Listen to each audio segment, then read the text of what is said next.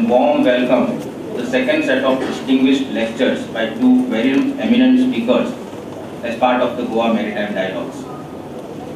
We have been able to initiate this Goa Maritime Dialogues due to the project which is titled Agenda 2020, India's Maritime Infrastructure, Governance and Naval Diplomacy, which is anchored at Pilani, Goa campus. At the outset, let me request Dr. R.P. Pradhan, the director of the project, to kindly escort and accompany the chairperson of this session, Admiral Suresh Mehta, and the two eminent speakers, Dr. Vijay and Professor Arabinda Acharya to the dais. Please help me welcome the dignitaries on the dais.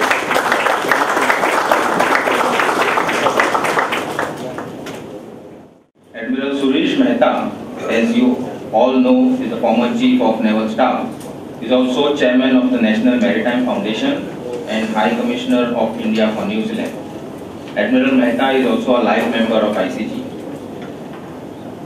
Our eminent speaker today, Dr. Vijay is Director of National Maritime Foundation, New Delhi, and Professor Arabinda Acharya is the Faculty of Joint Special Operations Master of Arts Program at College of International Security Affairs, National Defense University at the JF Kennedy Special Warfare Center in US.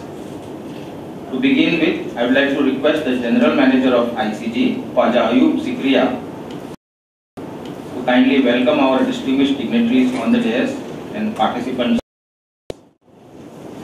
Good evening, everyone. As you all know, International Center Goa launched Goa Maritime Dialogue Series in the month of June this year. In the inaugural session, we had two lectures, one on naval power, dynamics and transformation in Indian Ocean by Professor W. Lawrence, Associate Professor, Department of Political Science, Madras Christian College, and other by Professor R.P. Pradhan, Associate Professor, Department of Humanities and Social Science, Pilani, on the topic India's Maritime Agenda 2020. I am happy to state that within a span of 2 months, we have these lectures on the maritime matters, co-organized in association with Pilani, Goa campus, and Indian Council for Social Sciences Research, ICSSR, here today.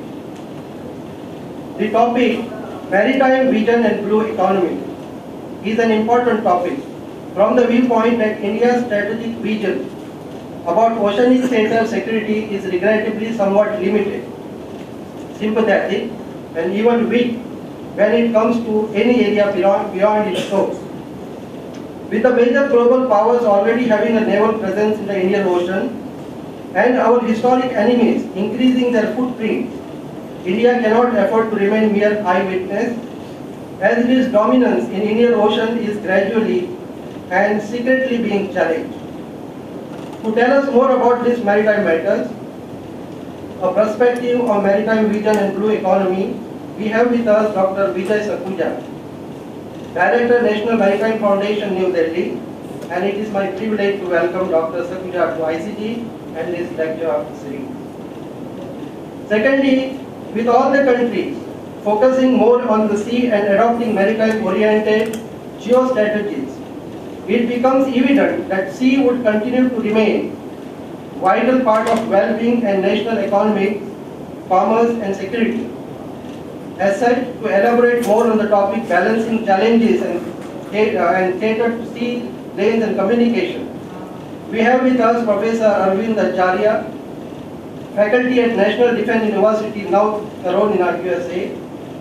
I take this opportunity to extend warm welcome to Professor Arabinda Acharya to ICG and to this lecture series as well. I would also like to welcome Admiral Suresh Mehta, former Chief of Naval Staff to ICG and to this Maritime Dialogue series. Admiral Suresh Mehta will chair our today's lecture session. I will also welcome Dr. Pradhan, our partner from Pilani, for this lecture series. As I mentioned, that we have started this lecture series in June this year under the banner Goa Maritime Dialogues, and we will continue to have such lectures in future with an aim to make all stakeholders and general public aware of the significance of the maritime issues concerning Goa, India, and entire globe as a whole.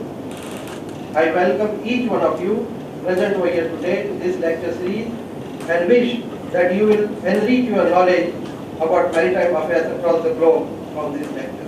Thank you. Thank you, sir. The project Agenda 2020, India's Maritime Infrastructure, Governance and Naval Diplomacy, is headed by Dr. R.P. Pradhan. Dr. Pradhan teaches International Trade and Development Economics at Pilani, Goa campus.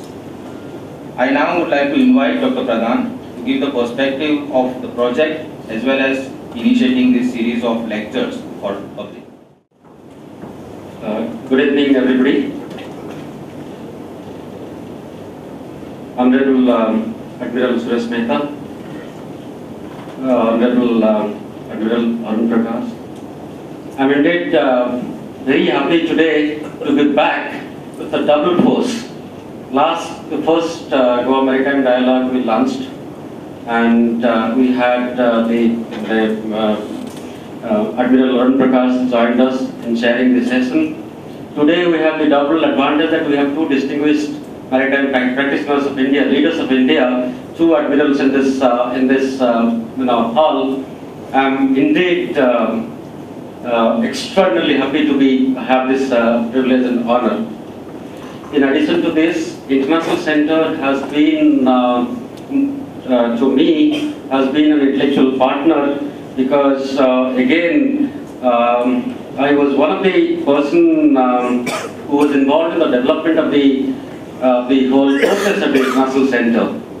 The first director of International Center, General S.F. Rodrigues, myself, and one group captain, Peter D'Souza, 1995, we started operating from General Rodrigues' residence in Porvorim.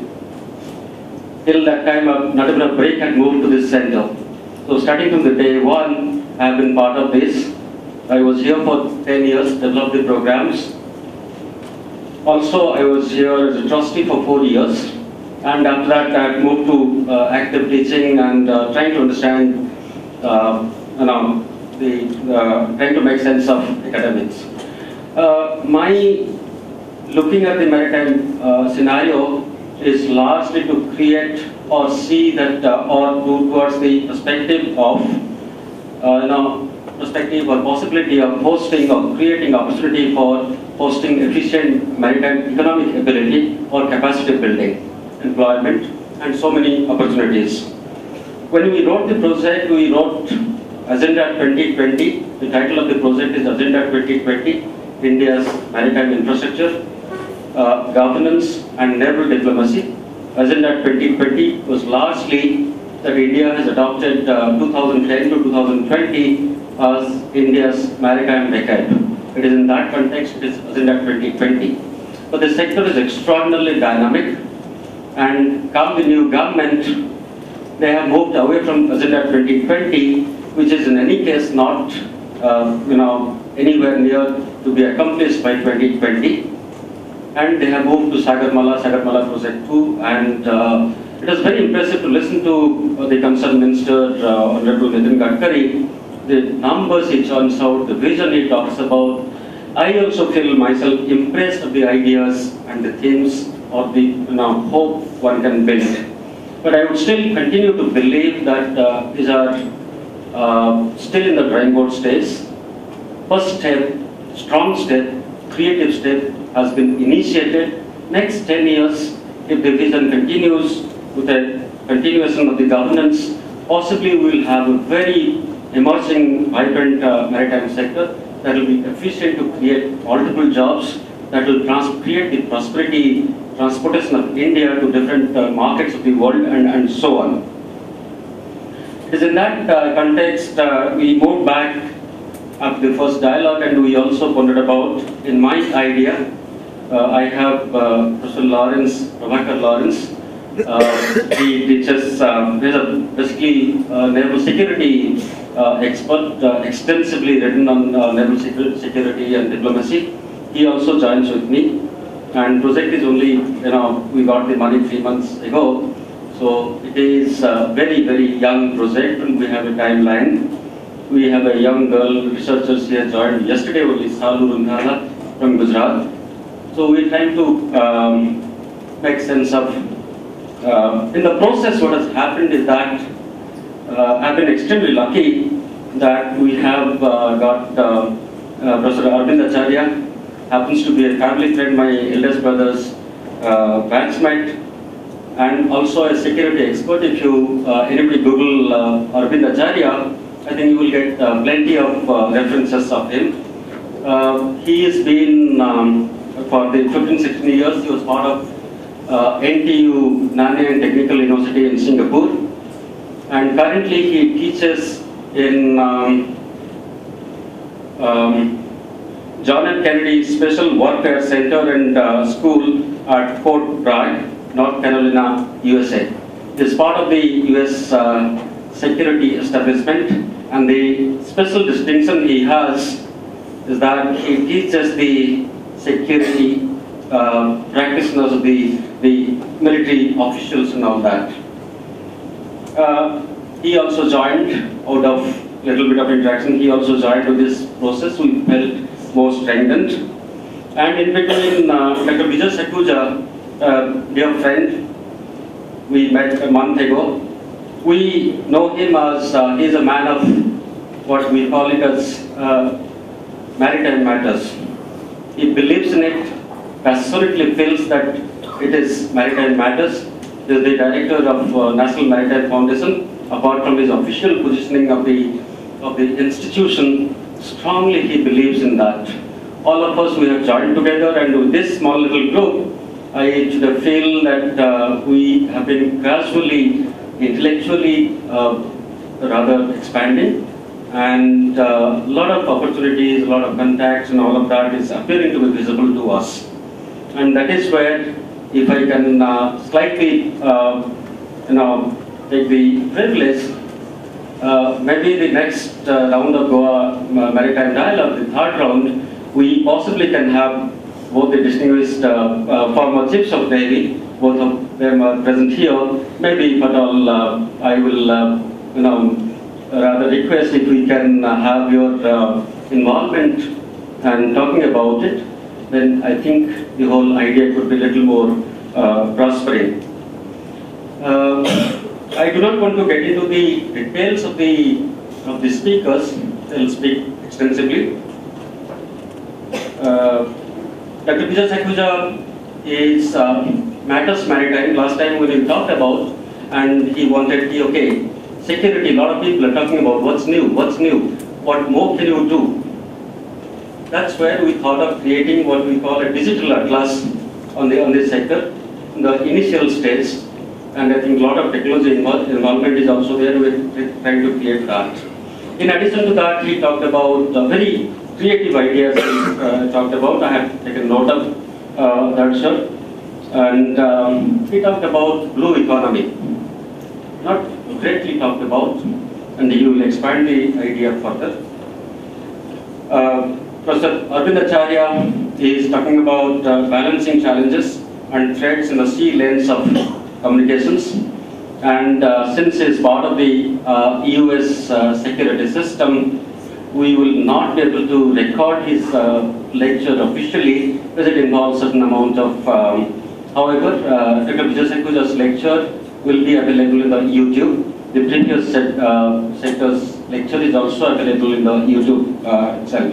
So with this, I hand over to Admiral Suresh Mehta to continue the Thank you, Dr. Madan, for enlightening us on all the work that is being done on this Goa dialogue.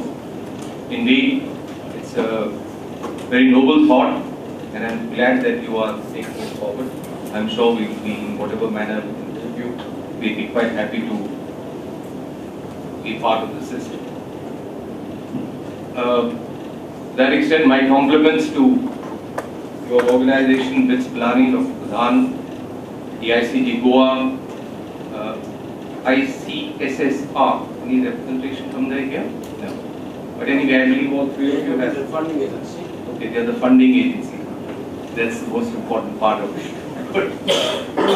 So my compliments to all of you put together to have started this kind of an, I might call it, awareness campaign. Of course, this dialogue is at a more professional level, but in the service, Arun Prakash, myself, at various times, we've all lamented the fact that despite the fact that we are a maritime nation, a maritime country, having a coastline, huge coastline, big exclusive economic zone, 7,500 kilometers there, million+ kilometers of the EEZ.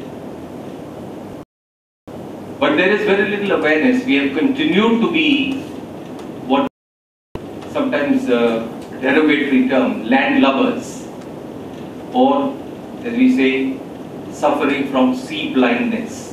People have not looked at the sea adequately, and that has been our folly.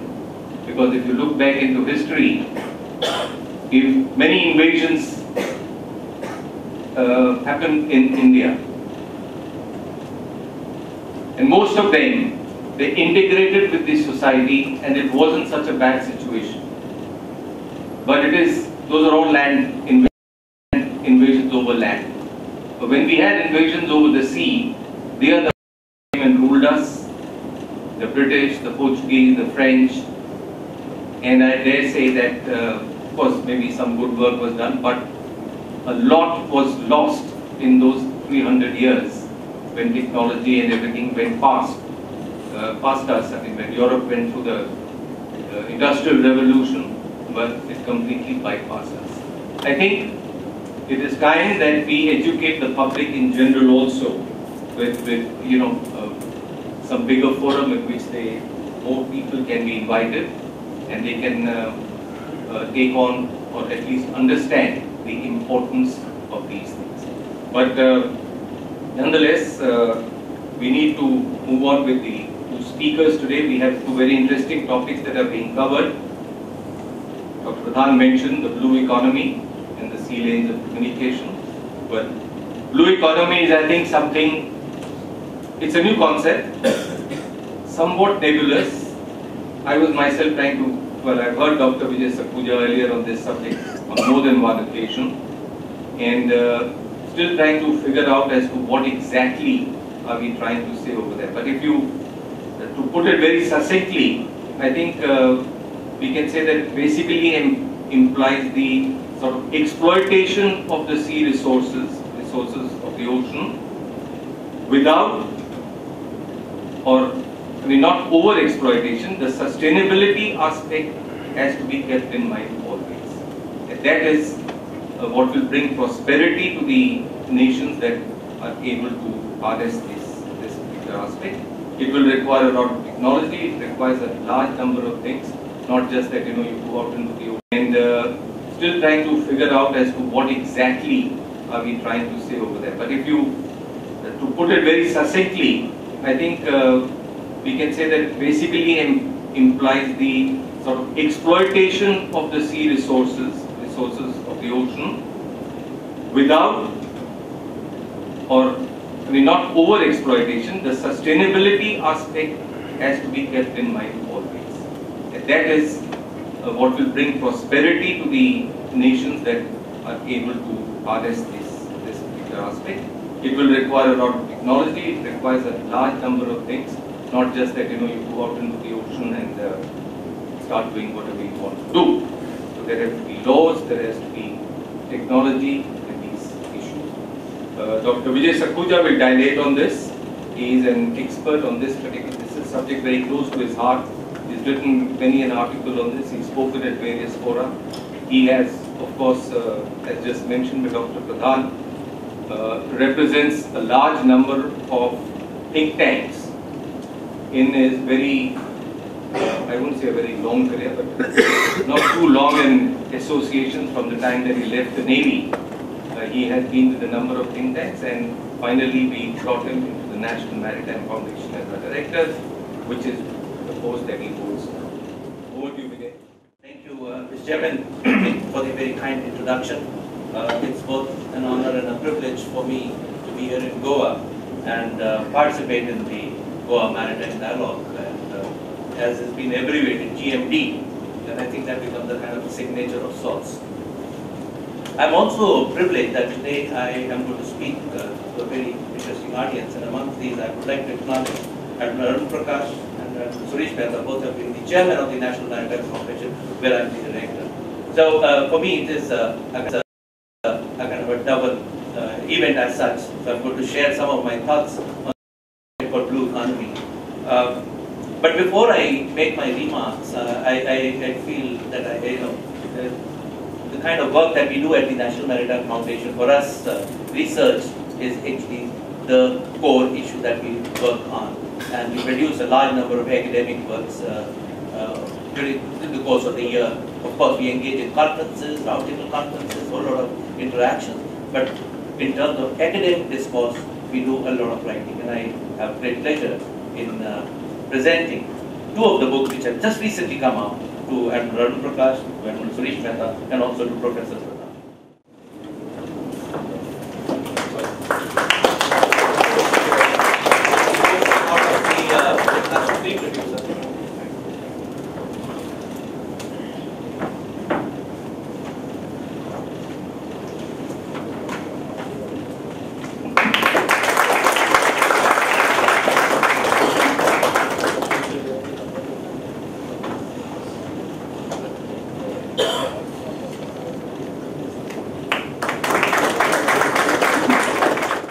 Having said that, the title of course was a very longish one, and I said let me just bring in maritime vision and blue economy. And this maritime vision, if one was to look at very independently, it would run into, what kind of vision? Vision can be just 360 degrees, it could go spatial, it could go temporal. But then I'm going to relate to maritime vision in the context of blue economy. And in that context, I'm going to draw liberally what Prime Minister had to say. There is a vision I can see in the Prime Minister's mind when he talks about it. He says India's quest for economic prosperity through ocean is a part of a larger effort to transform India, and Sagar, which means oceans, stands for security and growth for all. Then from his statements and with his speeches, I can infer a bit of policy that comes out of his statements. And it goes on to say, blue economy is an essential part of this pursuit in the development of India's coastal and island territories, strengthening our marine research, development of eco-friendly, marine industrial and technology base, and fisheries are other elements of our goal. And then, in some kind of a euphoria, he mentions, to me, the blue chakra or the wheel in India's national flag represents the potential of blue revolution or the ocean economy. That is how central the ocean economy is to us. And if you look at the way the present government is looking at, there are three mantras that I get out of what the speeches are, various articulations: growth, livelihood, and environment. And when I put these into blue economy, I get my answers very, very clearly. And last week, the Prime Minister addressed the Niti Aayog. And he says, we need to make an exhaustive list of untapped natural resources, the potential of which we could fully exploit. The optimized utilization of natural resources such as solar energy should be the way forward for charting out a growth strategy for India. Then he goes on, futuristic planning to ensure the development of India's natural and human resources. Then he goes on to say, pioneer, innovative, out-of-the-box thinking for the nation's development. When I looked at the out-of-the-box, I thought, why not without the box? Let's think without the box and look at this whole discourse on ocean economy, which we are not talking in terms of blue economy. What is blue economy? When I first went through this, when it started appearing in the global discourse, and I asked myself, what is this blue economy? And I went across and saw this book, Gunter Pauli, Blue Economy. He didn't think about the oceans in isolation. He didn't think about the oceans. What he had in mind was in 10 years, he wanted 100 innovations and 100 million jobs. So he was talking about innovation and jobs. Look at the distinction that today what blue economy means and what he had that in mind. And he argued that the focus should shift from identifying the problems to finding solutions. Leave the problem aside, let's look for solutions. And at the heart, in his mind, he kept that he had a dream, zero emissions and no waste. He as a matter of dispensed the idea that there will ever be trash, the word trash. And he was looking at this problem, this whole issue. And what emerged thereafter was very, very interesting. But then this whole idea about green economy was going on, and at the United Nations Conference on Sustainable Development in Rio de Janeiro, also called the Rio Plus 20, they advanced the concept of green economy for sustainable development, poverty elevation. And the island states, they said, we don't have enough green, we got a lot of blue. And that's how the whole discourse from green economy started turning towards blue. They questioned the relevance of applicability of green economy and argued the world's ocean and seas require more in-depth attention and coordinated action. And of course the UN woke up to this idea, they liked this idea, they were attracted to it, and they said this UN expert group meeting on the ocean, seas and sustainable development, they started working on it. Then there was Global Ocean Commission, they talked about it, the Global Partnership for Oceans and the UN 5-year Action Agenda 2012-2016. All these gave an impetus, and today blue economy has turned both to talk about it in speeches, in article writing, in strategic discourse, in economic discourse, in development discourse. It's both fashionable, but I also dare say it is desirable. That both, while it may be fashionable to talk about it, but it is very much desirable. What does it mean? Is there a definition? There are lots of definitions. And each time that you put the whole concept of blue economy through a prism, you get different answers, different regions have different understandings of it. And then when you look at some core issues which are beyond the ocean economy, we come to jobs, wealth, energy, food, sustainability, security, financial, legal. I mean, there are a host of other things. And when you put them together, we have a functional definition which we are using as part of the task force under the FICCI. We call it blue economy is the integration of water-based economy, including inland water body and ocean economy, development with the principles of social inclusion. I've added a new word here. Environmental sustainability and innovative dynamic business model. Now it has become a very complex. We are talking about resources, we are talking about humans, we are talking about livelihoods, we are talking about technology, we are talking about startups, we are looking at SMEs. There's innovation. So there is a huge combination. So blue economy gets more and more complex. Every time you look at blue economy in Europe, it means different. But then the basic shades and characteristics of blue economy remain. The question is resources and sustainable development. And then when you put these two into the oceans, it becomes blue economy. Is it new, I ask myself? Why am I talking about blue economy? What's so new? And I went back to our old classic days. We taught in the Navy, what does CPA mean? And I looked at those elements. Sources, maritime community, the HR part of it, the human resource. Resources were there. Style of government was there. Geography, what turned into elements of merchant shipping, bases, fighting instrument, and we called it sea power. Over the years, we were told there is much more beyond sea power, beyond the Navy, there is much more beyond that. So we conceptualized the idea of maritime power. And we had the geography, military, technology, political, and economic. What struck me was from sea power we had graduated to maritime power. What new? And when I started disaggregating blue economy, I came to a very interesting kind of a formulation. What was there was, we had sustainable goals adding to it. We were talking about ecology, we were talking about environment, we were talking about finance, we were talking about business models, we were talking about legal issues, of course they were there then also. But then we were talking about entrepreneurs, MSMEs, we were talking about innovation, we were looking at skill development jobs. So blue economy, to my mind, is a kind of a process of evolution from a sea part to a maritime part to a new concept. I can't call it a blue power, but they have started to use word called blue economy. Because they brought livelihoods, they brought sustainable development. These are the two elements. That gives us an idea. Sea power was a very dynamic concept. Maritime power was a dynamic concept, and today blue economy is a dynamic concept. And we'll continue to see changes as new elements keep coming in. We'll have to adapt to this.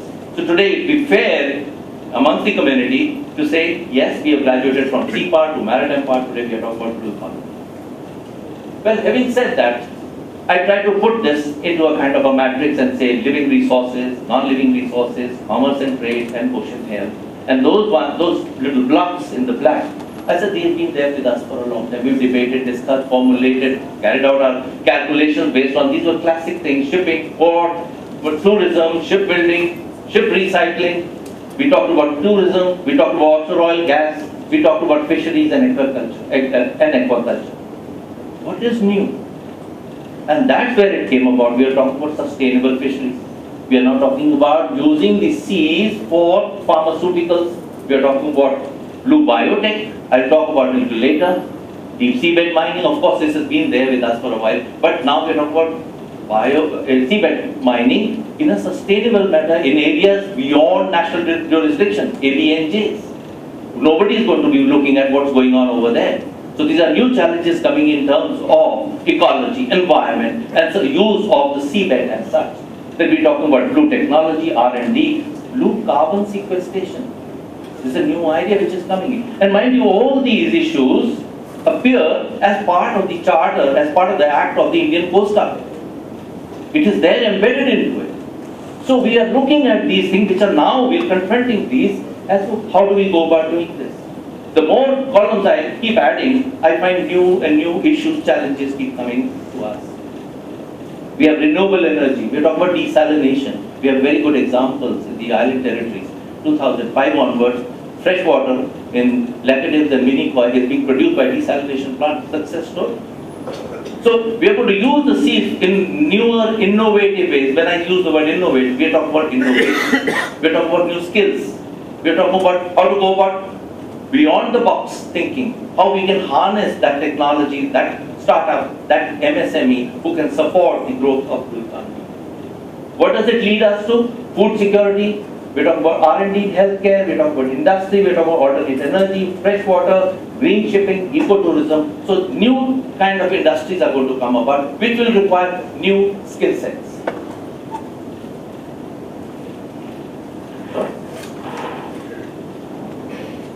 What is its value? Today we have some very fascinating figures. They say the blue actual value in terms of the blue economy could be anything about $24 trillion. And if you were to look at sovereign funds of some countries that have put out there, it just goes beyond that. That is the value we are talking about. That is the asset. And how do we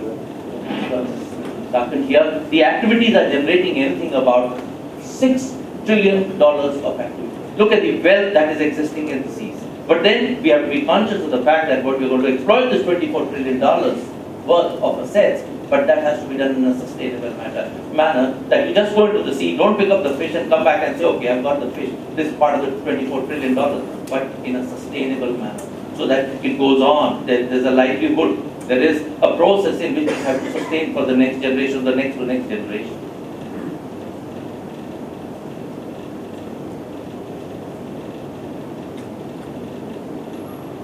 Let me look at some of the elements that I have in my mind in terms of this blue economy, renewable energies.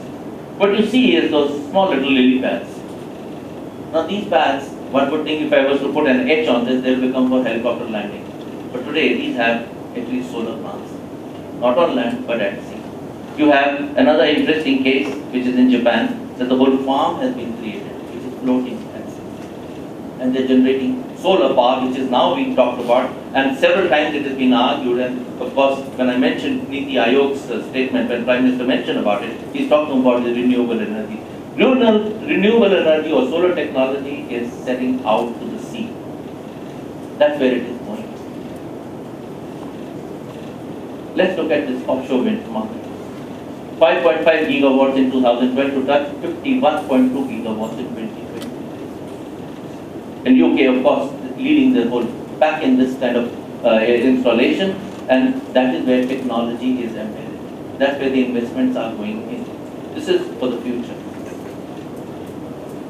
Marine tourism. Of course, we come to Goa, we go to the waterfronts. There's enough industry for Goa. Goa attracts so much of industry into this. There are about 200,000 jobs in this. But then they have to be eco-friendly. We're talking about a cruise industry.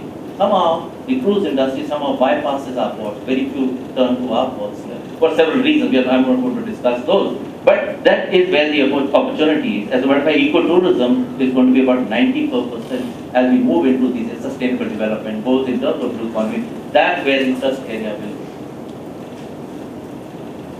Let me look at fish. 90% of the big fish is gone from the seas, overexploited. 10% could go in next 40 years. 75% stocks exploited or depleted. and 20 billion metric ton bycatch is thrown back into the sea. We are going to lose fish at sea. What we are going to gain, what we are going to fish that we are going to see, every third fish which we are going to eat is going to come to us from aquaculture. The sea fish is going. And you have a very interesting news report, Goa to ban indiscriminate LED fishing, bull trawling. The LED fishing is that the fishermen use the LED lamp, a lot of fish get attracted to it, and what is caught is brought, what is good is brought, rest is dumped into the sea. And that is part of the bycatch which is thrown back. Let's go on to the other one, destructive fishing practices. Bottom trawling, damaging reef, that is the entire ecosystem in which the fish grow. Sea mounts take decades or centuries to recover by the time enough damage has been done. And what I have a picture here is plastics. Microplastics found in digestive system of Tokyo Bay fish. That is anchovies. We get a lot of anchovies in Goa. We are told that the anchovies that the fish eat and that is consumed by the humans, where is that plastic gone? Plastic has gone into the human body. This is the problem which is going on.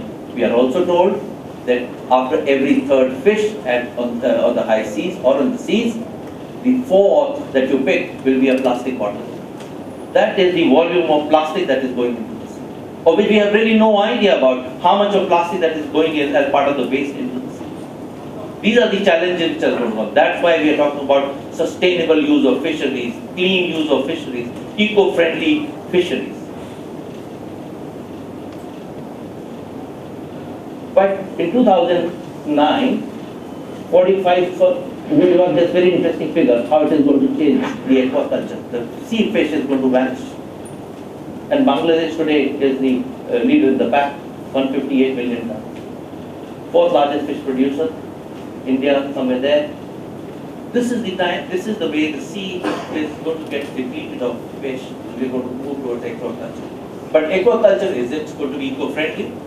Will it create a certain kind of, if I may use the word, deprofiling of the soil? How will it unfold? These answers, we still do not have it. And this is what is actually needed to be studied in detail. As a matter of fact, what I am trying to paint is not a very good picture. But this is how the harsh reality is.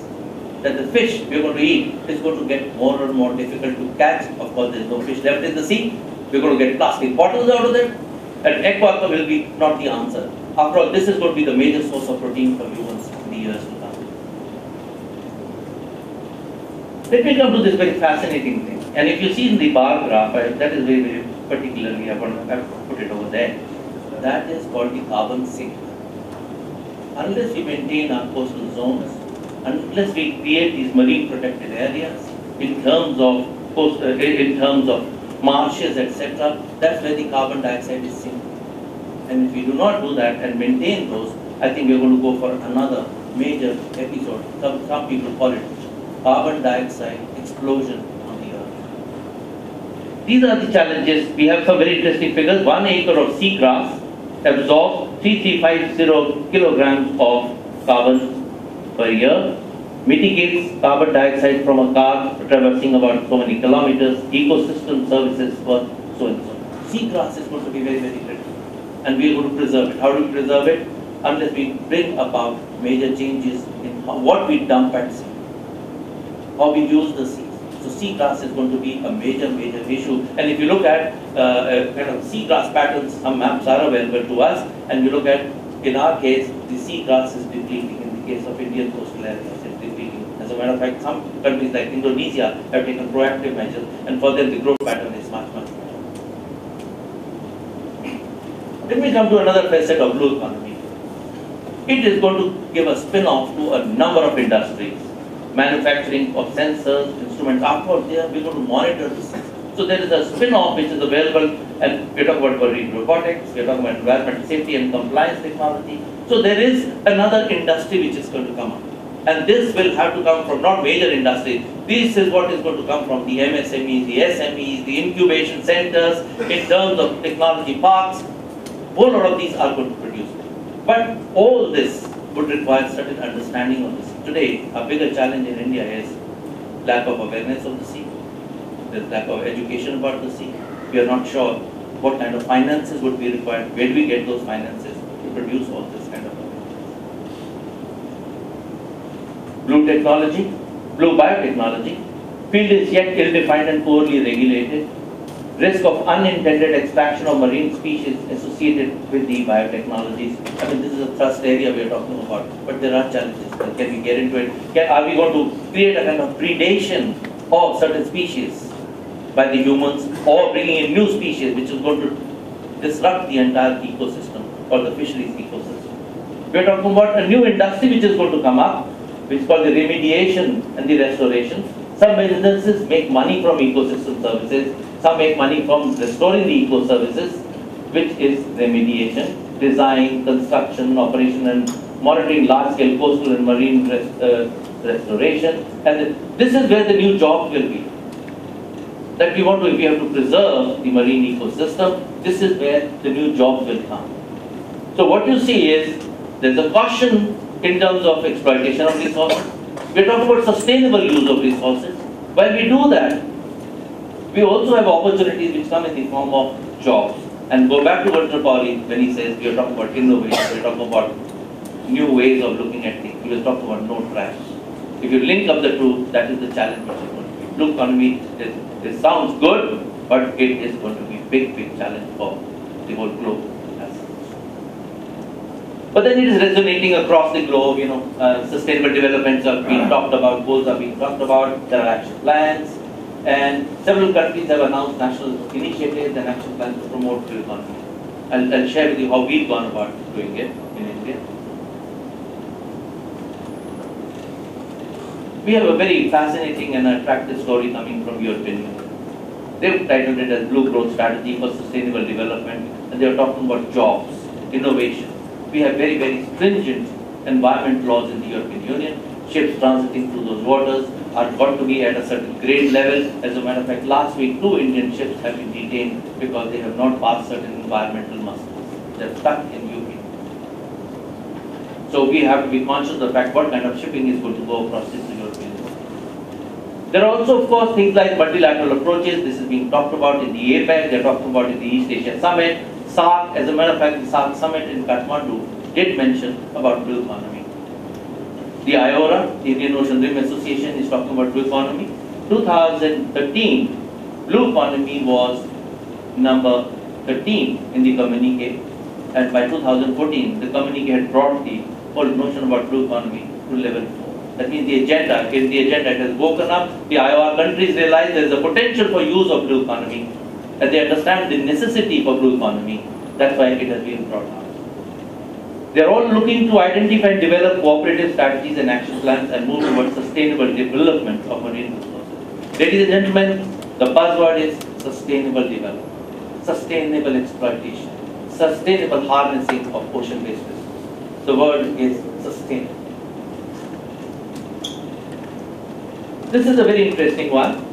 The 22nd APEC Economic Leaders Meeting, we are not yet into the APEC, but they talked about partnership through ocean cooperation. As a matter of fact, the contemporary discourse after the PCA arbitration of the South China Sea, there is a very interesting discourse which is developing in that part of the world, talking about can we convert the South China Sea into a large marine ecosystem. A debate and discourse which started sometime in 2005 or 6, 10 years later we come to realize, can we bring the large marine ecosystem, or bring about, can we develop the South China Sea within the framework of blue economy. So that is a new way of looking at the South China Sea.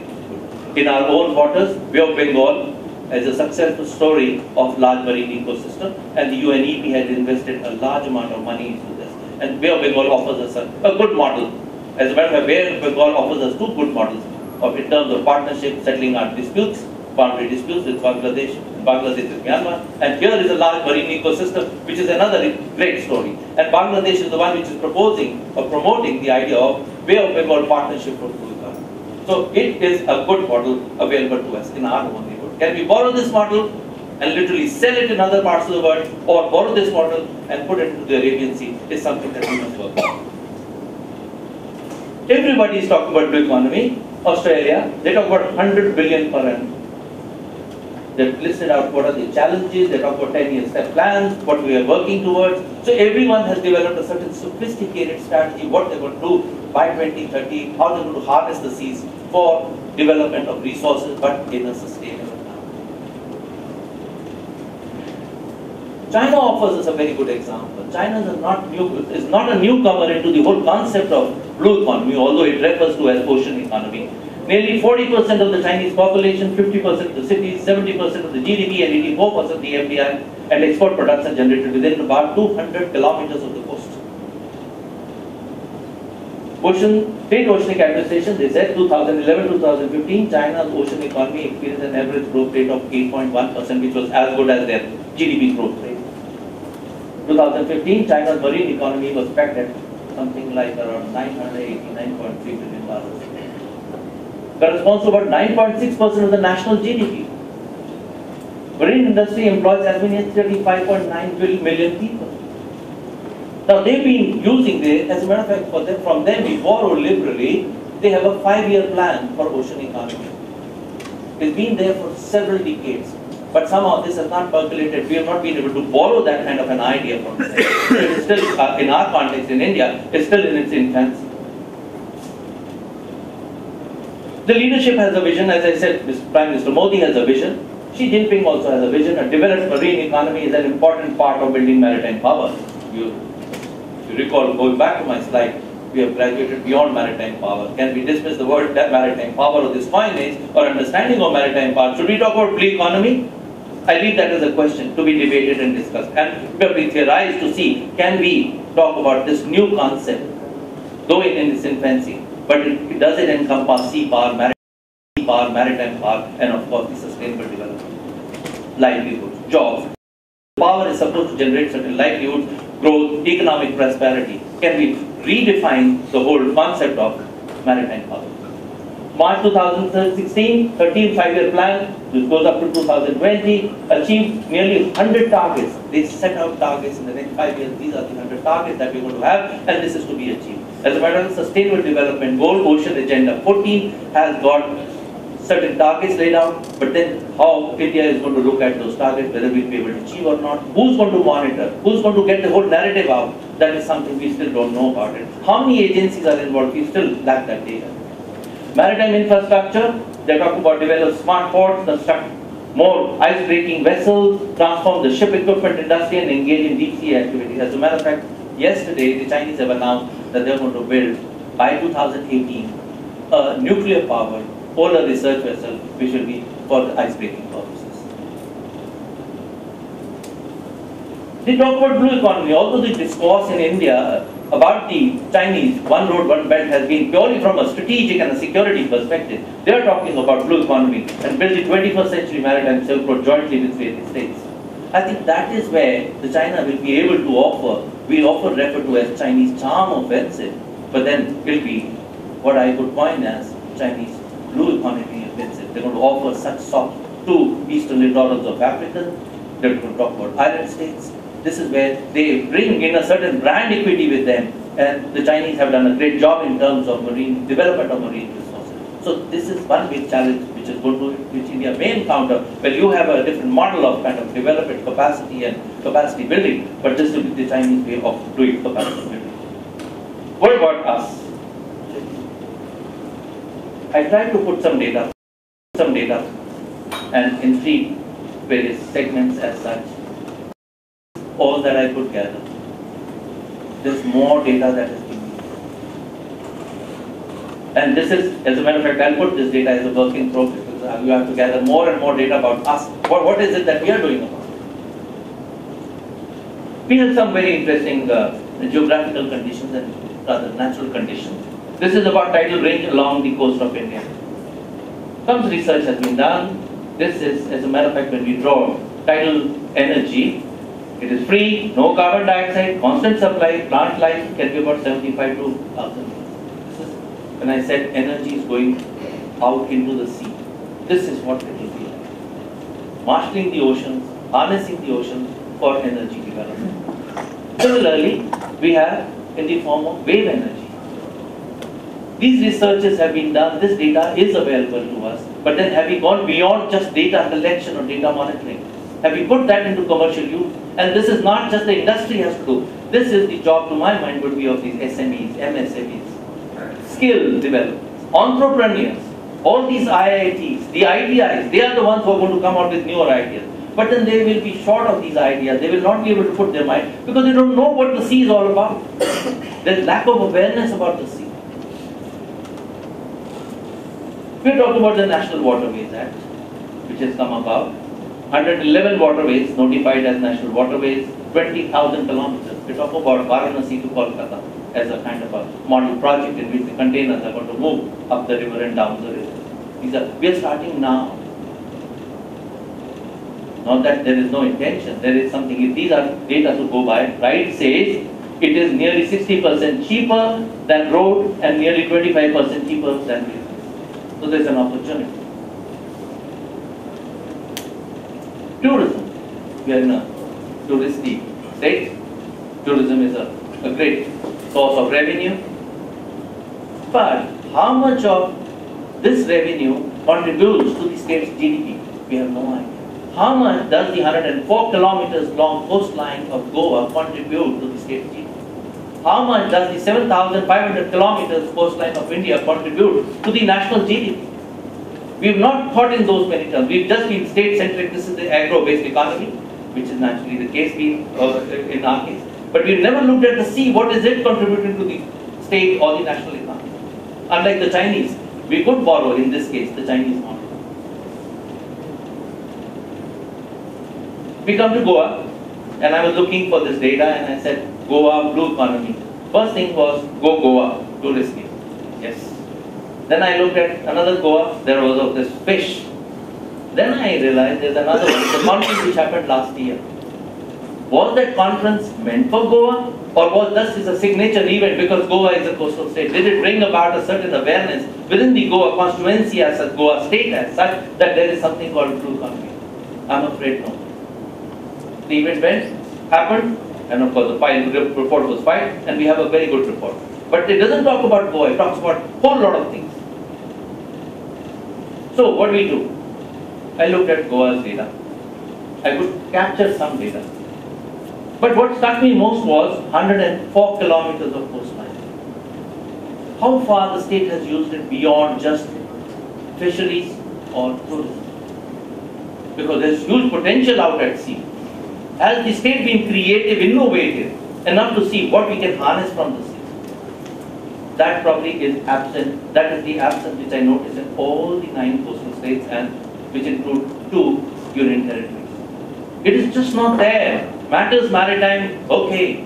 It is not coming into their mind. What is the contribution of the ocean into their state economy? Or for that matter, India, how the coastal states are contributing. This is going to lead us to another discourse which says states are going to get more and more conscious. They know about their land resources. They are going to learn about the future resources, what is at sea, and they are going to talk in terms. There will be challenges which will be coming. Let me move on. I look at Goa as a kind of a maritime hub. Sea, livelihood, employment, and contribute to state economy, marine and ocean studies. We have to give priority. State has to really harness the ocean, because there is lack of data, lack of understanding how far the research has gone into it. R&D labs, institutions for technological advancement. We have the NIO. The state is blessed to that extent that you have a national institution on oceanography. But how far the state has harnessed that for the purpose of their own state marine development.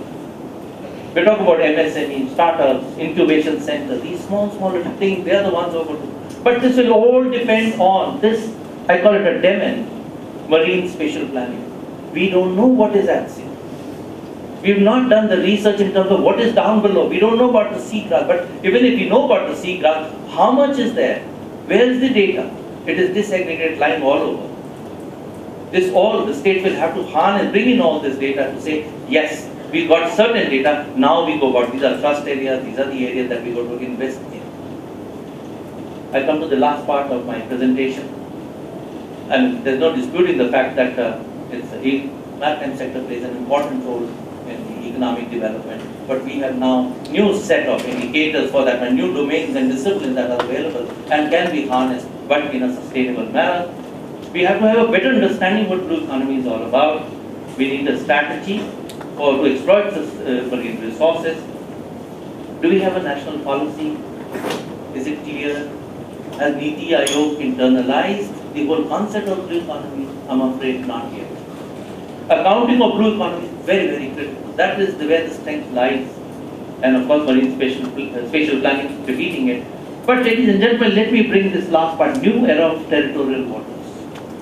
This is going to be a big challenge. Last 6 months reports I've been watching, and very, very disturbing trends come. 15th of June 2016, no fishing announced by Karnataka. But 1st of June, no fishing announced by Goa. So fishermen from Karnataka are into Goan waters. Are there any Goan waters? Is there a boundary line? Is there a territorial water? Maharashtra says no fishermen should come from Karnataka or from Gujarat. We are going to see a new dynamic of how the fishermen, but fishermen are always part of the problem. They're also part of the solution. But what is the problem is that we will start looking at, would the states, the coastal states or the maritime states, start looking toward the sea and say, can I not ask for my own EEZ from the national EEZ? This is the challenge which is going to come for the states, for the center. I'll leave it at that. Thank you very much. Thank you, Vijay. On behalf of the whole audience, I think it has been fascinating. There's so much of information that has been thrown at us today. We'll come back during the question and answer session if you wish to put in your own views or you want to seek any clarifications. You may like to make a little note of it. Okay, ladies and gentlemen, we've been to two very exhaustive, detailed talks on two totally quite different subjects.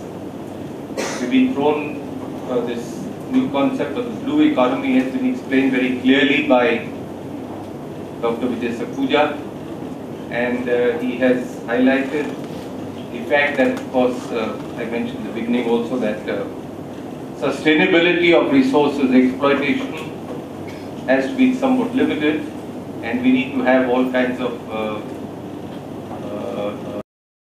technologies that are required to be able to exploit them properly, wasting anything. There has to be some amount of orderliness that comes out in the second talk also, that if nations are not going to abide by international regulations, then that is going to lead to a lot of problems. Case in point being China, to say that we are not interested in the ruling given by the international court, etc., etc. We are not going to follow this. There have been in other fora, I have heard myself that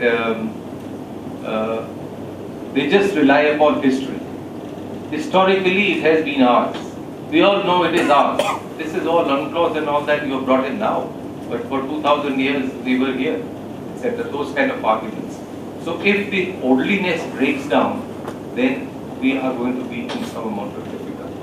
That has to be maintained, that has to be brought about, including for all the issues of exploitation of the seas, as also for security. In both cases, the same thing happens. We've seen in Professor Arabinda's presentation the threats he has highlighted, including things like non-state actors, well, more importantly, non-state actors for him, from the point of view that the havoc that they can create, whether you do it or not, the thing is that the threat remains the same. I mean, he can claim to have done so-and-so thing, put in a bomb on a ship or something of that sort, or an aircraft which is traveling from here to there.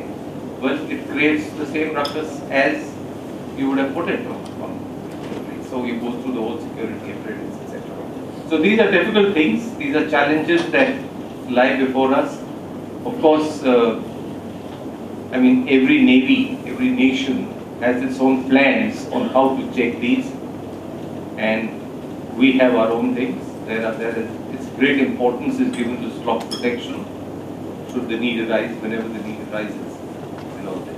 So we've had all these things come out in these two talks. We are open to discussions. We're very happy to take questions. You can do on either of the two topics. We're not going first or second. 60 years, one sea, one inland sea had almost disappeared. It's called Aral Sea. It is in Uzbekistan and Kazakhstan, and it had happened because desert areas were to be made green by diverting waters from two rivers which were feeding the sea, that they are called Amu Darya and Sil Darya. Now today it is almost dead. Where the sea was there, it is completely desert today. Now there are certain environmental damages which can be reversed. You see ozone hole, after the banning of the CFC, it is recovering. But how do we recover these? Now can we again make it desert, the deserts which are to some extent they have made it green by diverting water from these rivers. Now can we again stop the rivers from diversion and bring it back? And there are other cases, for example, the plastic, microplastic. Now the microplastic, now entire sea has become super microplastic. Microplastics are the plastics which are less than 2 millimeters in size. Now can they be reversed? Thank you. I think the issue is that wherever there has been a human footprint, the damage has been, wherever there has been a human footprint, there has always been a damage. And how do we control that human footprint is a bigger challenge. Well, we are talking about issues such as, those inland waterways. But then the governments are conscious. We have a very interesting regulation which has come up in the last, I think just a couple of weeks ago, that within about 100 meters of any river, the river bank, no development. They have to be left. So the governments are conscious of the fact that they have to protect them ecologically, environmentally. And all the projects have to be done in a sustainable manner. Again, the word sustainable. Sustainable could be, you can expand the definition of sustainable. Rather, one could say, you could do it in a disciplined manner. But then here is the case that you have to maintain the river. The moment you bring a human footprint, you change the course of the rivers. Rivers change course naturally. I mean, you have Sundarbans is a good example. They keep shifting, right? The delta part of it. Now, how far you want to push the human footprint? That is the challenge. But plastics, I think the study is still on. We're still trying to figure out. I still don't know, because the study when it came about the anchovies, as well as the Japanese scientists were feeding the microplastics to the anchovies. And they didn't know what was happening. They were surviving. But then that plastic, where is it gone? It's gone into the fish, and fish has been eaten by humans. We don't know the answers as yet. So what is actually coming out of the oceans is going to be a challenge.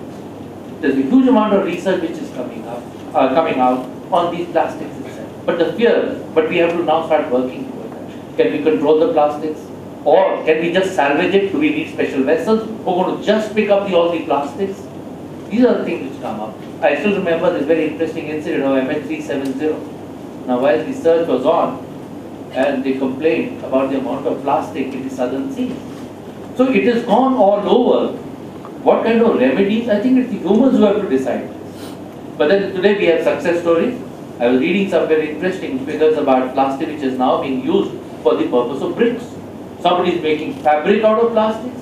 But then are these just kind of entrepreneurs who are doing? Are they just models of sorts? But how to salvage plastic from the sea? That's good. I mean, can we ask the fishermen? I'm not suggesting the fishermen throw the plastic, but then what is the waste which is going into the thing? But there are conditions where we can. The state governments have to bring in a lot of resources, regulations, regimes that plastic should not get into this.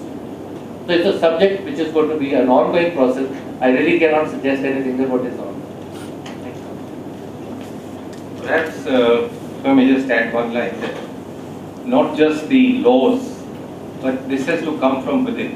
I think it's the people have to understand that, and that is why the important part as came up earlier, sustainability of resources, etc. People need to be more conscious. At the moment, I'm afraid it's quite horrible. The city, the Swachh Bharat business, and the streets are all full of muck everywhere, wherever you go. This morning we couldn't come out of our house. I was flooded from both sides. The drains are choked, water is overflowing. This situation happens, what happened in Chennai. if it coincides with high water, then there is no outflow of water, because silting has taken place and people have, the green areas have been removed. Water is not allowed to flow anywhere. Construction has come up all over the place in this. So I think a lot of things has to come from within. I don't know how we would do it, but consciousness needs to improve.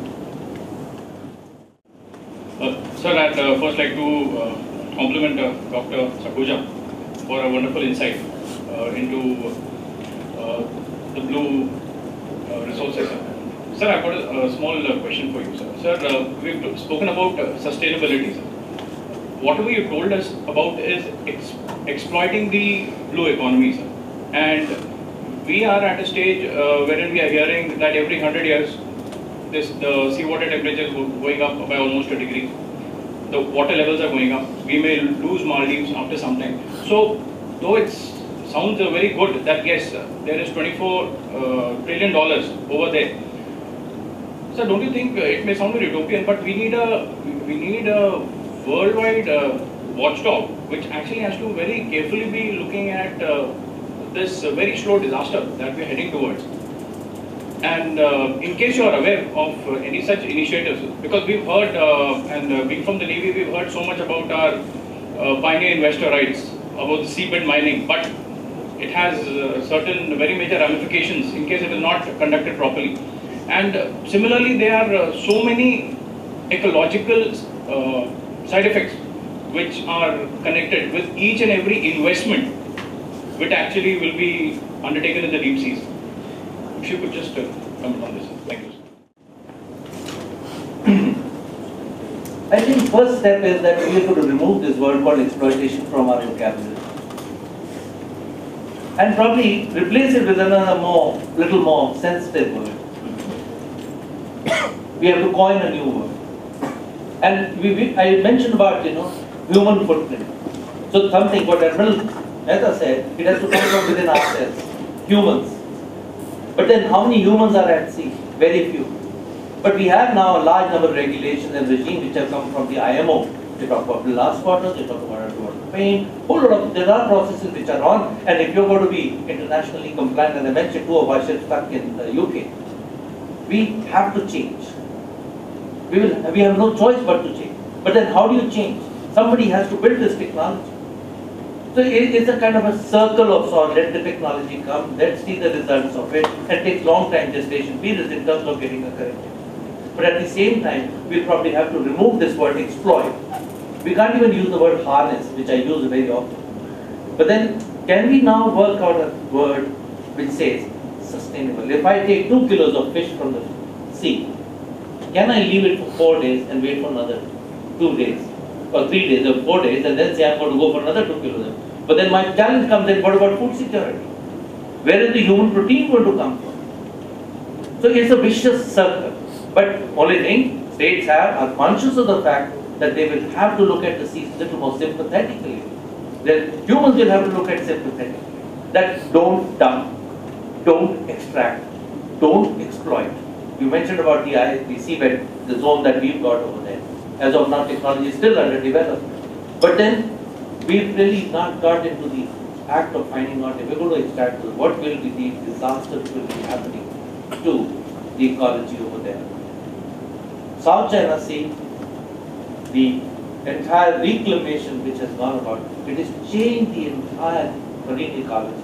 Fish, turtle, whole lot of things. As a matter of fact, the arbitration award takes a specific note that the damage which has been caused by China by carrying out these regulations.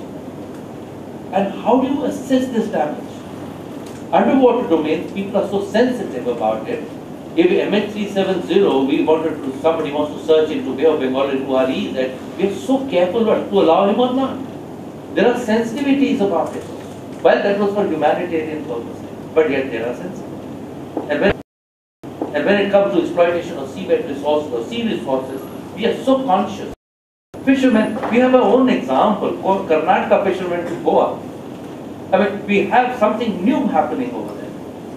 So we will have to change our discourse from exploitation to harness. I don't know, I'm going to get it. New policies have to come up sustainably. Don't extract too much out of it. It is the reservoir. There's another interesting discourse. While the seagrass is supposed to be a carbon sink, somebody is talking about harnessing seagrass as a source of protein and food. So how do you balance all this?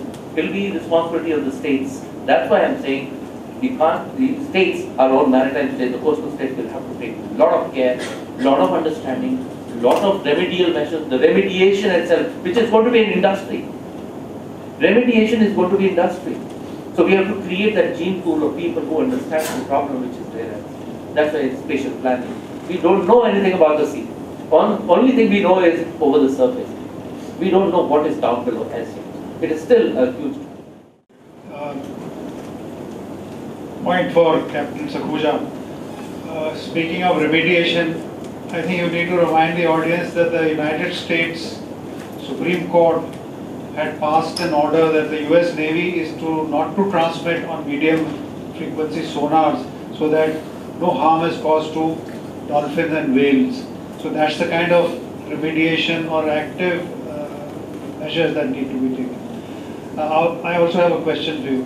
Now the chairman pointed out quite rightly that you have exposed us to the huge implications of the blue economy, ranging from wave power, generation of power, and exploitation of seabed resources and so on. Now there is no authority or organization in India which can cover the full span of whatever you mentioned. I don't think the Ministry of Shipping and Transport, which is at the moment looking at, has the slightest capability of doing this.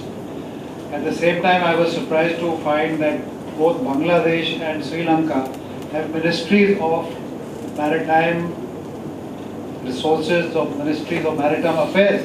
I think Bangladesh has got maritime affairs.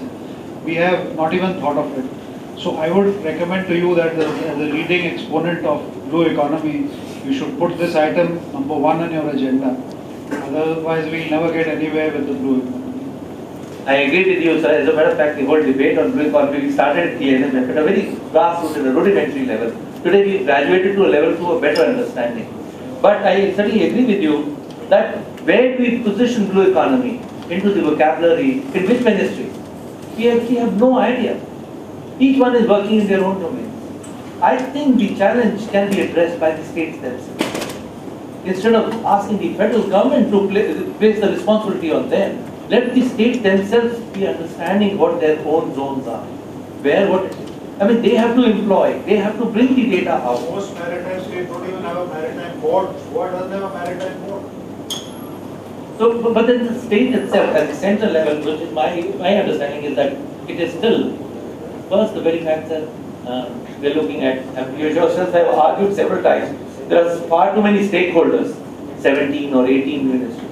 Some states have been proactive. Now you have a minister as the Seychelles is concerned, because they've taken this issue was so seriously. As a matter of fact, the president of Seychelles has written a book. It was really just a couple of weeks ago. And so they've taken the whole issue seriously because they find that sea is going to be their growth, their arena. They've taken it as a serious point. But sometimes I wonder, why is it that it's the big state which has to give information to us? Why not a small state? Why can't we invite Seychelles to develop our coastal tourism, ecotourism? It could be the process could be reversed. Bangladesh, they're doing. That's right. And we give them the lead and let them develop this partnership for Bay of Bengal. Much of the debate is left at the NEA level or at the ministerial level, but at the functional level, I'm afraid it is not. So that will be, we can only lament at this stage, but our purpose would be that we would like to continue to pass this information or whatever research is to the corridors of South Block and the North Block. About the Hawaii case, as a matter of fact, this is something which probably the Indian Navy will also have to look at. I mean, we've had some, 3 years ago, there was a case of probably 7 whales which had washed on the Chennai coast, Tamil Nadu coast. That time, the argument made was because there was something happening in the Setu Samudram Canal project, or something was going on. But this is something which the Navy will have to confront with. The moment the conservationists and the other these people get wind of it, try to understand it, and if US court is going to be a good example, then I think Navy will have to rework on their underwater strategy. This is a big challenge. So my name is Arabinda from MAS College. My question to Vijay sir is like where I had visited Maritime Summit this year. So you had talked about maritime pollution, like sea pollution. So my question to you is why isn't today that waste management of the sea is not looked as a business opportunity or as like a PPC? It can be a initiative like a PPC, like where public means government is trying to regulate and private is trying to invest.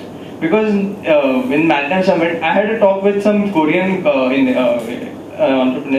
They told me that they are trying to invest in our country just for waste management.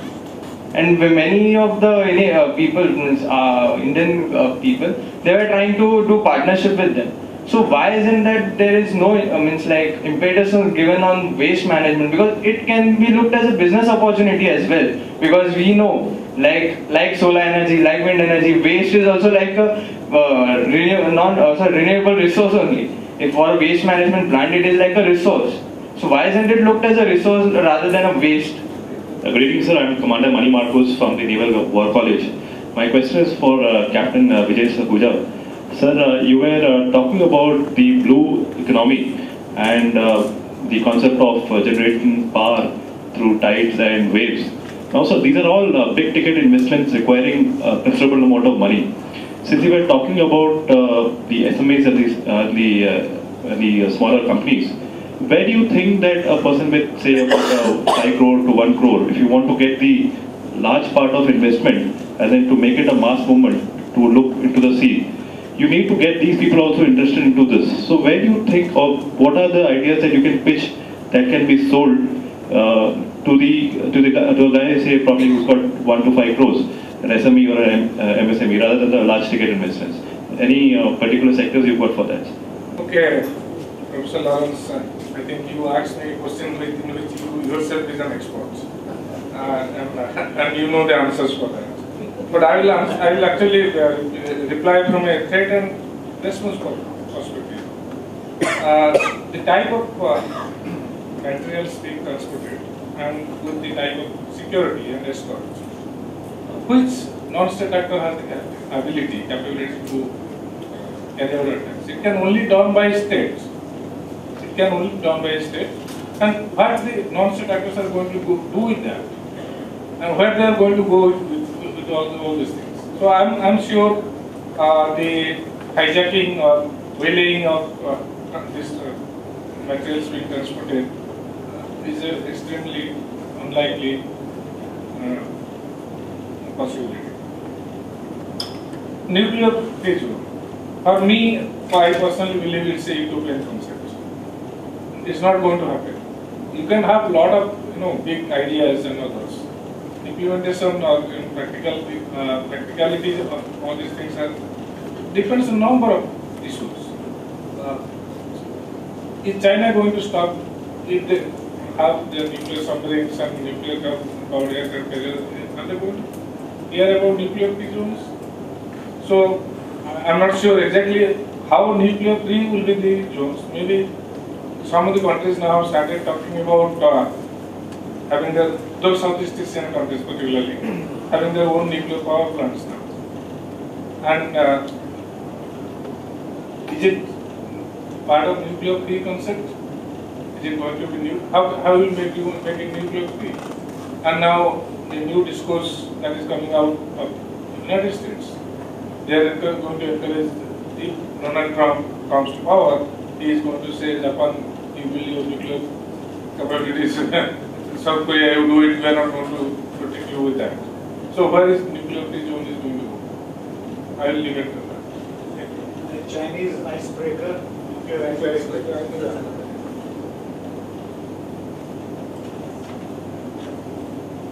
First, let me confess that the whole discourse of blue economy is evolving. We don't know anything. Let me start, that's my start point. We don't know anything. We got to know what is down below. We only know a bit of it, that we go across along the waterfront, we go and swim, we see it and come. Where the fishermen go over there, or for that matter, scuba divers know bit about it. But they go into a sanitized way. What is down below, we just don't know. Right? And this is the start process. And that brings me to Professor Lawrence's question. We began with this Millennium Development Goals. Make a check. Everybody signed. The dotted line. Everybody went on. An audit in 2015 suggested that we just about 35%. But were we deterred? No. We had sustainable development. We are going up to 250. But I think there's a serious business. There is much more education trying to understand the damages it is causing. You know, it is again, people have realized, states have realized that human footprint is going to be processed. So there is a realization. And I believe if we are not able to achieve 100 in the Ocean Agenda 14, there are 76 targets. If we as a community, as a global community, in terms of global governance, if we are able to achieve, say, even say 35, 40, I think we would have achieved a lot. Utopia to get all the 76 targets. And then, very interesting, that Ocean Agenda is for oceans. Sorry, goal 14 is for oceans. There are 7 such other goals, SDG goals, in which there is seawater. There is one goal called, livelihood. Now, if I was to borrow that livelihood, I bring it into blue economy. So it straddles, it is interdisciplinary, cross-discipline.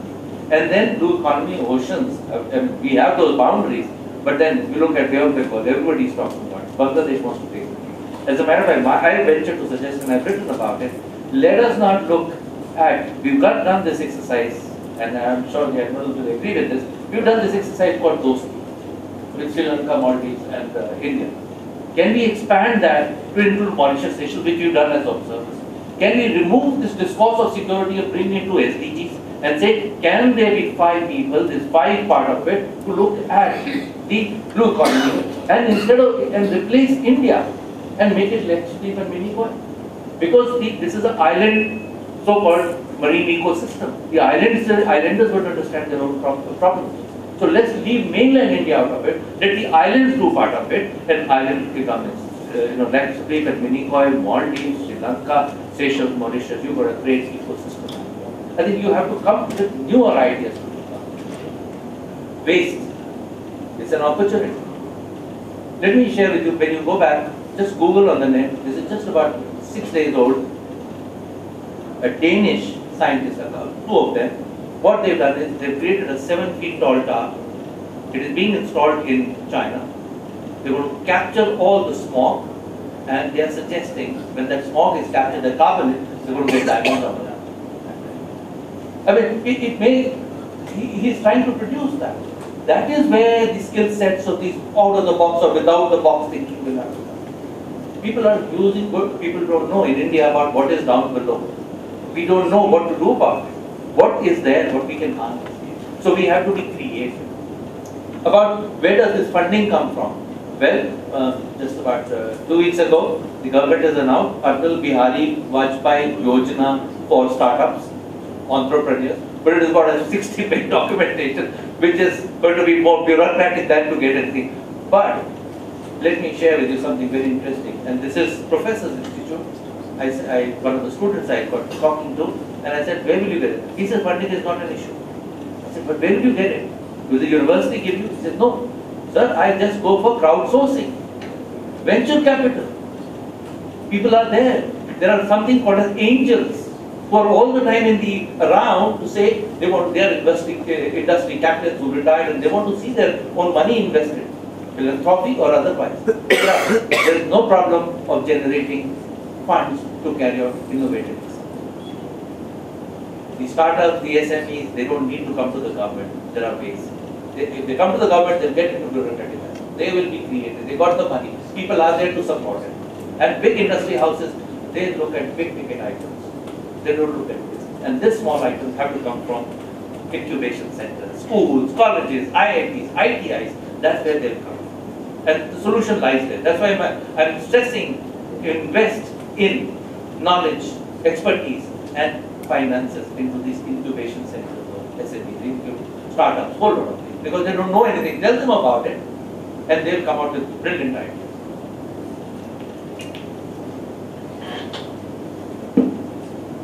Thank you. Thank you very much, the audience, for being very participative and getting some exclusive answers from our 2 panelists. The panelists, you've done some wonderful work, awakened a lot of minds, and given us, I think, lot of food for thought. With all that, let's give them a very good hand for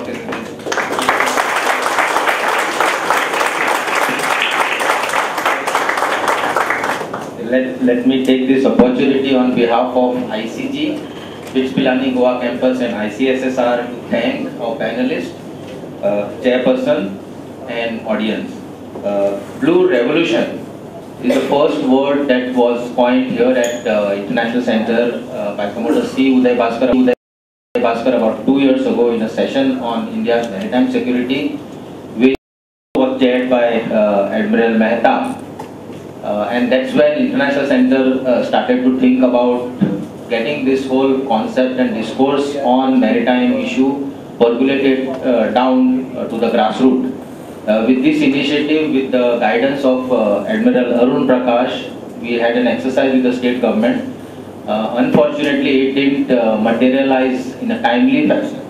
But we engaged and got the state government interested. The then Chief Minister and the then Chief Secretary had a lot of interest in setting up the Maritime Board, which Admiral Prakash is still complaining that they have been not able to follow it up properly.